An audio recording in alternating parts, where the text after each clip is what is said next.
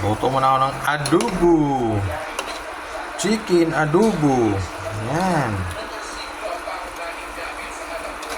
Masimasin na to. Mix lang to. Para hindi siya dumikit. Ang gaano lang siya. Yun o. Ganyan lang.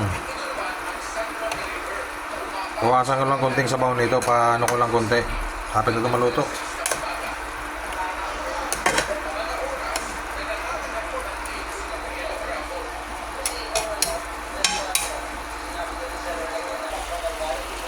Ganyan ako mag-adobo. Lagyan ko ng bell pepper. Ayan.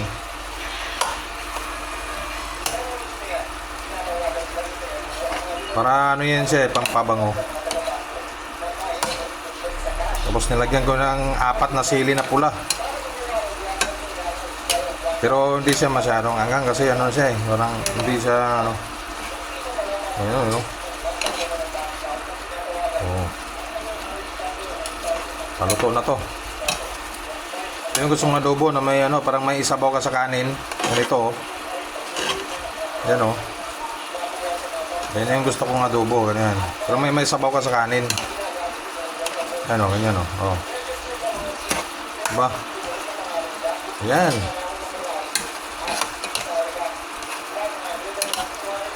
Chicken adobo. Lutong bahay ni Kuya Rod. Ayan. Ito na to.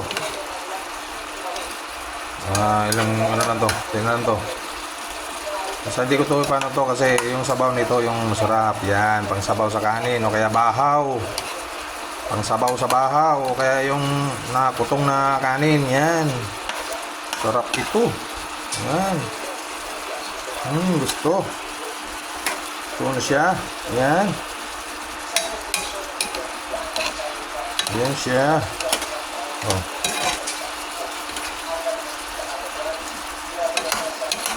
Oh. Oh. Ganyan siya. Okay, pinaan ko na kasi ito na siya. Yan. Sarap. Sarap ito talaga.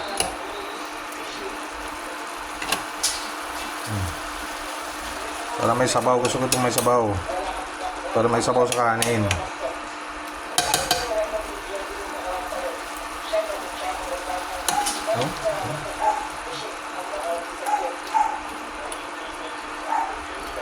Sarap din to kung may ano, nilagang itlog.